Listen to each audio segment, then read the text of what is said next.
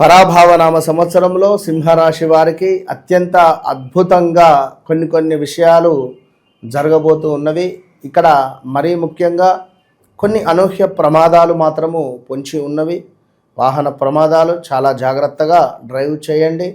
మీరు మంచిగా వెళ్ళినా ఎవరైనా వచ్చి మీకే డ్యాష్ ఇవ్వచ్చును కనుక ముందు వెనుక చూసుకొని ముందుకు వెళ్ళండి.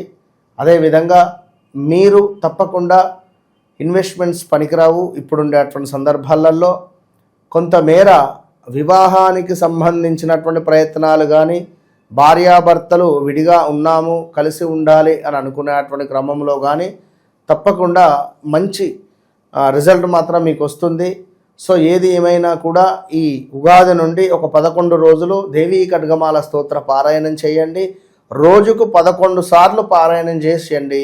మీరు గంధ తైలముతో దీపారాధన, అదేవిధంగా ఇప్ప పువ్వుతో దీపారాధన చేస్తూ ఈ 11 రోజులు మరి అమ్మవారుకు పటిక బెల్లం కానీ, అదేవిధంగా కొంత తేనెను కానీ,